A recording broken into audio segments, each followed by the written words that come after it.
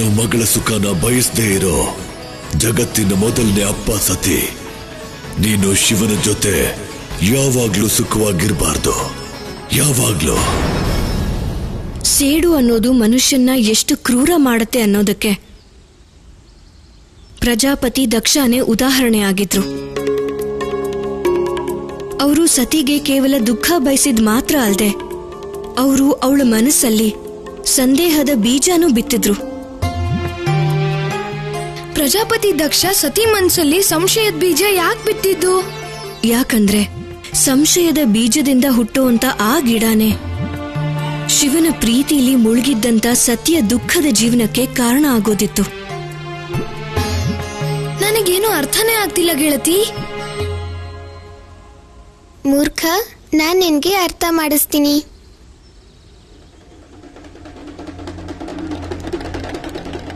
ಅಹಂಕಾರ ತುಂಬಿದ ಮನುಷ್ಯ, ಆ ಮನುಷ್ಯ ತನ್ನ ತಪ್ಪನ್ನು ಕೂಡ ತಿಳ್ಕೊಳ್ಳೋ ಆಸೆ ಪಡೋದೇ ಇಲ್ಲ. ಅವನಿಗೆ ಇನ್ನೊಬ್ರು ಒಳ್ಳೆತನನೂ ಕಾಣಿಸೋದೇ ಇಲ್ಲ.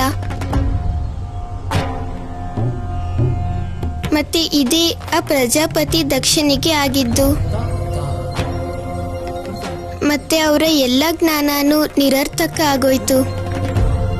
ಅವರು ಅವ್ರ ಜ್ಞಾನಗಳಿಂದ ಸತಿ ಮನಸ್ಸಲ್ಲಿ ಸಂಶಯ ಬೆಳೆಸೋದಿಕ್ಕೆ ಬಳಸಿದ್ರು ಅಷ್ಟೇ.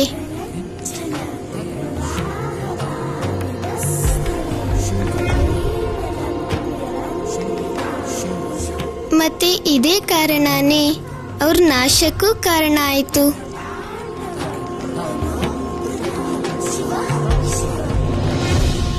ನಿಮ್ಗೆ ಮುಂದಿನ ಕಥೆ ನೆನಪಿದ್ಯಾ ಮಹಾದೇವ? ಅಂದ್ರೆ ಗೆಳೆಯ ಶಿವ.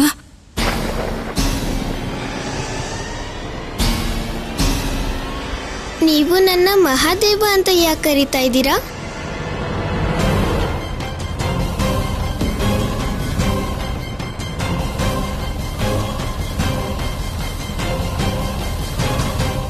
ನಾನು ಏನ್ ಅಂದ್ಕೊಂಡೆ ಅಂದ್ರೆ, ನನ್ನಮ್ಮ ಹೇಳ್ತಾರೆ ಕೆಟ್ಟದು ಯಾವಾಗ್ಲೂ ಸೋತವನಿಗೆ ಕೊನೆ ಆಗತ್ತೆ ಅಂತ.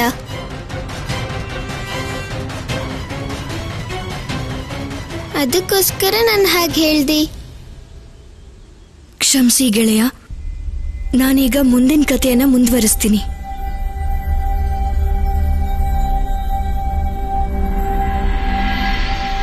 ಸತಿ ಮನಸ್ಸಲ್ಲಿ ಕೈಲಾಸದ ಬಗ್ಗೆ ಒಳ್ಳೆ ಅಭಿಪ್ರಾಯ ಇರಲಿಲ್ಲ.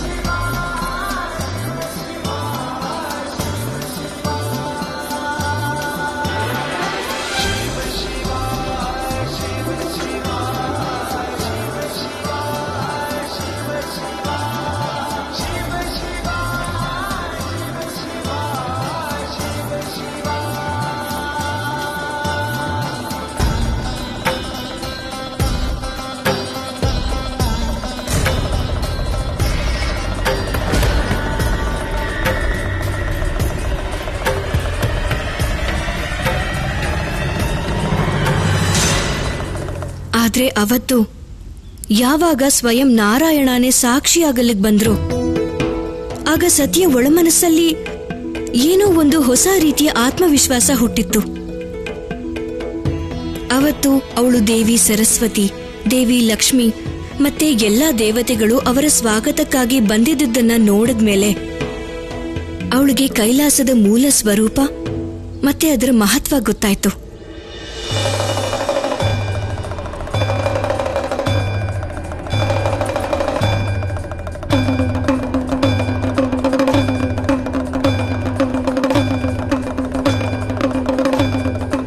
ಯಾಕೆ ಸತಿ ನಿಂತ್ಬಿಟ್ಟೆ?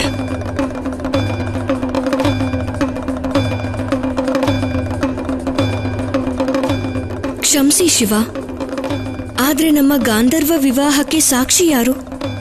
ಪಿತಾಶ್ರೀ ಸಭೆಯಲ್ಲಿ ಎಲ್ಲರೂ ವಿರೋಧಿಗಳಾಗಿದ್ರು. ಪ್ರಜಾಪತಿ ದಕ್ಷನ ಮಗಳು ಸತಿಯ ವಿವಾಹ ಶಿವನ ಜೊತೆ ಆಗಿದೆ. ಇದನ್ನ ಪ್ರಮಾಣ ಮಾಡೋದು ಹೇಗೆ? ನಾನೇ ಸಾಕ್ಷಿ ಈ ವಿವಾಹ ಬಂಧನಕ್ಕೆ.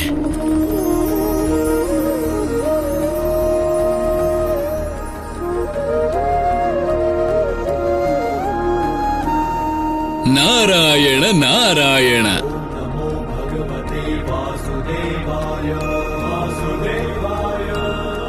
ಶಿವ ಆದಿಶಕ್ತಿಯ ಮಿಲನಕ್ಕೆ ಯಾವ ಸಾಕ್ಷಿ ಅವಶ್ಯಕತೆನೂ ಇಲ್ಲ.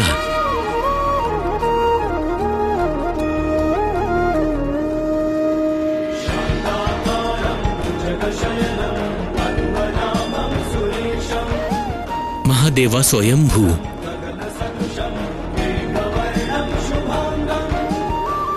ಆದ್ರೆ ನಿನ್ನಾಸೆ ಇದೇ ಆಗಿದ್ರೆ ನಾನೇ ಈ ವಿವಾಹಕ್ಕೆ ಸಾಕ್ಷಿ ಅನ್ಕೋ.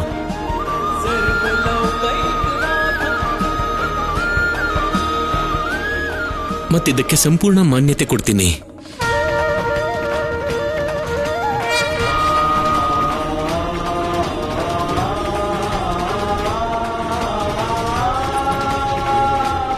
ನಾವು ಕೂಡ ಸಾಕ್ಷಿಗಳೇ ತಾನೆ.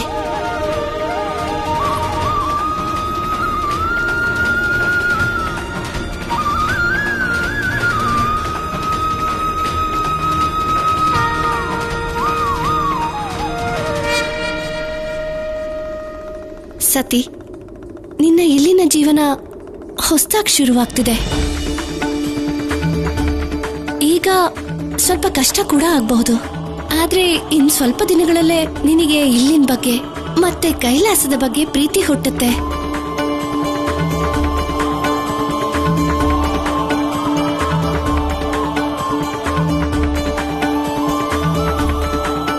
ಬಾ, ನಾವು ನಿನ್ನ ಒಳಗಡೆ ಕರ್ಕೊಂಡು ಹೋಗ್ತೀವಿ.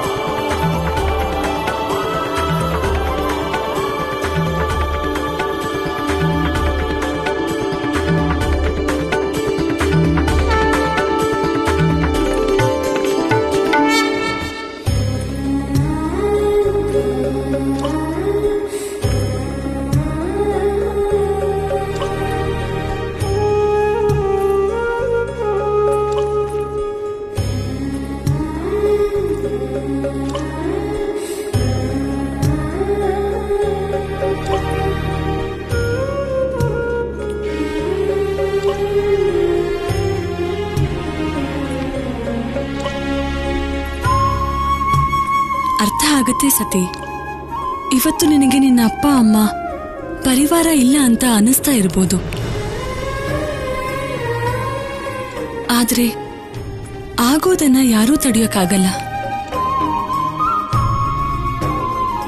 ಸ್ವಲ್ಪ ದಿನದಲ್ಲೇ ಎಲ್ಲಾನೂ ಸರಿ ಹೋಗುತ್ತೆ.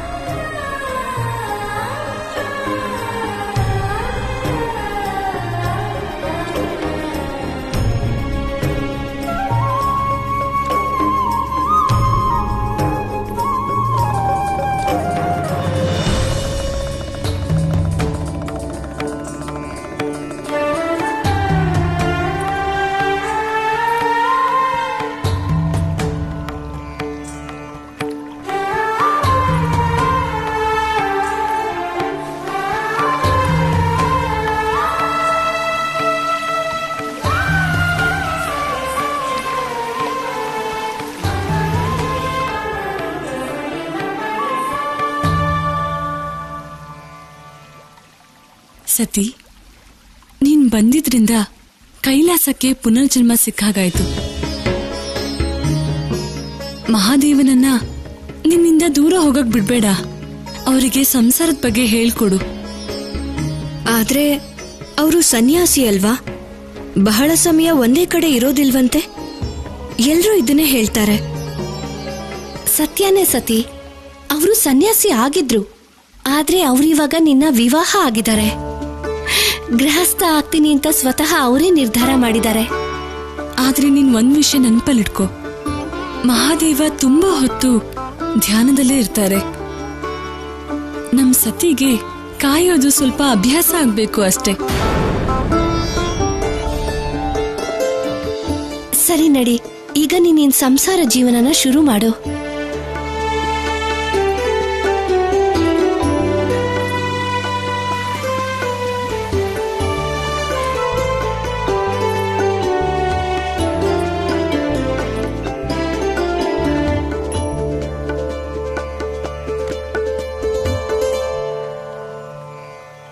ನೀನು ತುಂಬಾ ಹೊತ್ತು ಕಾಯೋ ಅವಶ್ಯಕತೆ ಇಲ್ಲ ಸತಿ.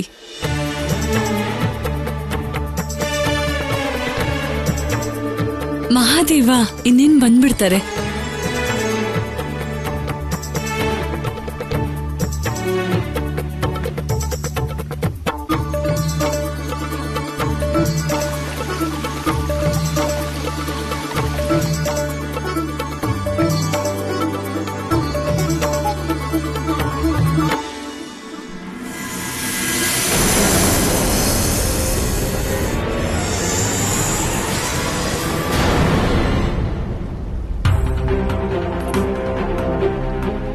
ಅರಮನೆಯ ಸುಖದಲ್ಲಿ ಬೆಳೆದ ಸತಿಗೆ ಈ ಕೈಲಾಸದ ಜೀವನ ಕಲ್ಪನೆಗಿಂತ ಬೇರೆ ತರಾನೇ ಇತ್ತು.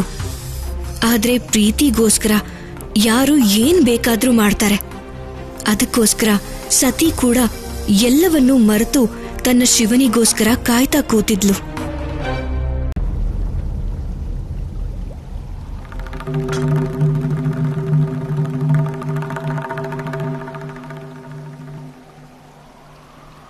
ಶಿವನೇ ಕೈಲಾಸವಾಸಿ ಧವಳಾಧಾರೆಗಳ ರಾಜ, ಶಂಕರ ಸಂಕಟ ಹರಿಸೋ, ಶಂಕರ ಸಂಕಟ ಹರಿ. ನೀವ್ ಬಂದ್ರ ಶಿವ? ಶಿವನೇ ಕೈಲಾಸವಾಸಿ ಧವಳಾಧಾರೆಗಳ ರಾಜ, ಶಂಕರ ಸಂಕಟ ಹರಿಸೋ, ಶಂಕರ. ಬಹಳ ಹೊತ್ತಿನಿಂದ ಕಾಯ್ಬೇಕಾಗಿ ಬಂತ ಸತಿ. ಪ್ರೀತಿಲಿ ಒಂದೇ ಒಂದು ಕ್ಷಣ ಕಾದ್ರೂ ಅದು ಒಂದು ಯುಗದ ಹಾಗೆ ಅನ್ಸತ್ತೆ ಶಿವ.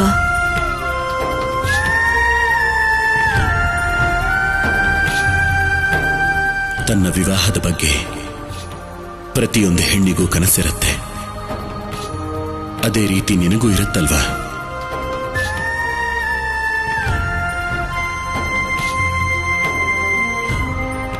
ನೀವು ಒಬ್ಬ ರಾಜ್ಕುಮಾರಿಯ ಕನಸಿನ ಬಗ್ಗೆ ಹೇಳ್ತಿದ್ರೆ ಇರಬಹುದಿತ್ತೇನೋ. ಆದ್ರೆ ಈಗ ನನ್ನ ಜೀವನ, ನನ್ನ ಕನಸು ಎಲ್ಲವೂ ನೀವೇ ಶಿವ. ನಾನು ಒಪ್ಕೋತೀನಿ, ನಾನು ಮೊದಲನೇ ಸಲ ಈ ಗುಹೆಗೆ ಬಂದಾಗ ನನಗೆ ವಿಚಿತ್ರ ಅನ್ನಿಸ್ತು, ನನಗೆ ಅನುಮಾನ ಇತ್ತು.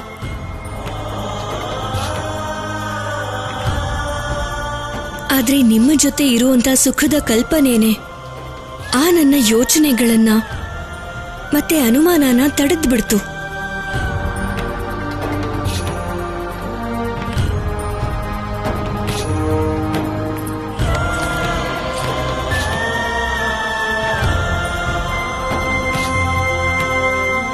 ನಾನಿವತ್ತು ನಿಮ್ಮನ್ನ ಅರ್ಥ ಮಾಡ್ಕೋಬೇಕು.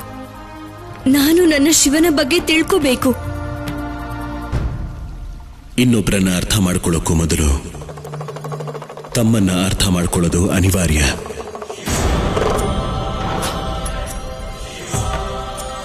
ಅದಕ್ಕೆ ಎಲ್ಲಕ್ಕಿಂತ ಮೊದಲು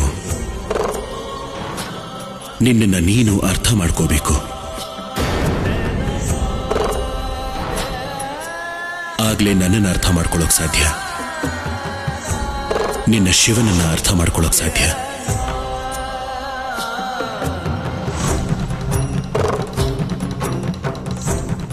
ಏನ್ ಅರ್ಥ ಮಾಡ್ಕೋಬೇಕು ನಾನು? ನೀನು ನಿನ್ನ ಅಂತರಾಳವನ್ನ ತಿಳ್ಕೊಳ್ಳೋದು ಅನಿವಾರ್ಯ ಸತಿ.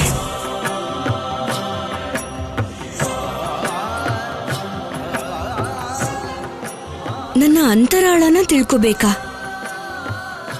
ಹೌದು ಸತಿ. ಶಿವನ ಅರ್ಧಾಂಗಿ ಆಗಿರೋದ್ರಿಂದ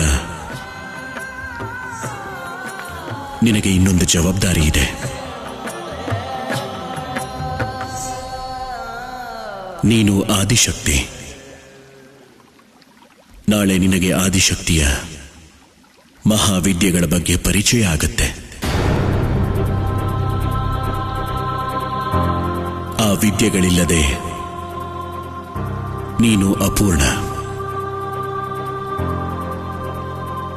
ನಾವು ಇದನ್ನ ಸ್ವಲ್ಪ ದಿನ ಆದ್ಮೇಲೆ ಮಾಡ್ಬೋದಲ್ವಾ? ನನಗ್ ಬೇಕಾಗಿರೋದು ನಿಮ್ಮ ಪ್ರೀತಿ. ನಿಮ್ಮ ಜೊತೆಲಿರೋದಕ್ಕೆ ಬಯಸ್ತೀನಿ. ಇದು ಬಹಳ ಮುಖ್ಯ.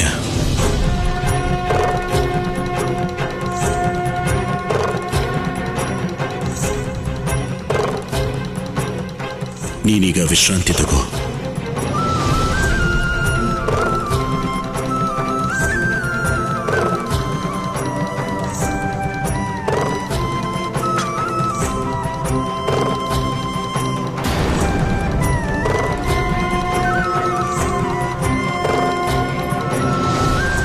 ನೀವ್ ಯಾವಾಗ್ಲೂ ನನಗೆ ಏನು ಹೇಳ್ದೆ ಹೋಗ್ತೀರಾ ಶಿವ. ಆದ್ರೆ ಈಗ ಈ ಕೆಲಸ ಮುಖ್ಯವಾದ್ದೇ ಆಗಿದ್ರೆ ನಾನದನ್ನ ಖಂಡಿತ ಮಾಡೇ ಮಾಡ್ತೀನಿ.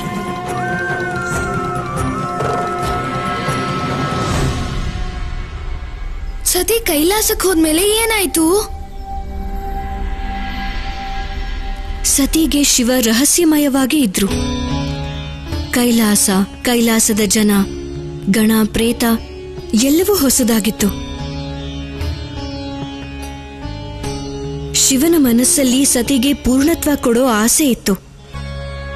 ಆದ್ರೆ ಸತಿಯ ಅಪೂರ್ಣತೆ ಅಲ್ಲದೆ ಪಿತಾಶ್ರೀ ಮನಸ್ಸಲ್ಲಿ ಬಿತ್ತಿದ್ದ ಸಂಶಯದ ಬೀಜ ಬಹಳ ದೊಡ್ಡದಾಗಿತ್ತು. ಯಾಕಂದ್ರೆ ಸತಿಯ ಅಪೂರ್ಣತೆ ಒಂದು ಬಹಳ ದೊಡ್ಡ ದುರ್ಘಟನೆಗೆ ಜನ್ಮ ಕೊಡೋದಿತ್ತು. ಎಂತ ಅಪೂರ್ಣತೆ ಅಂತ ಹೇಳ್ತೀರಾ ಗೆಳತಿ?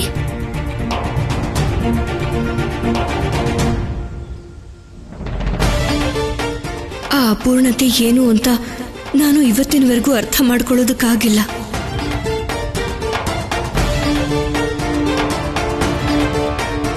ಸತಿಯಿಂದ ಪಾರ್ವತಿಯಾಗೋ ಈ ಯಾತ್ರೆಯಲ್ಲೂ ನನ್ನ ಅಪೂರ್ಣತೆ ಇನ್ನೂ ಹೋಗಿಲ್ಲ.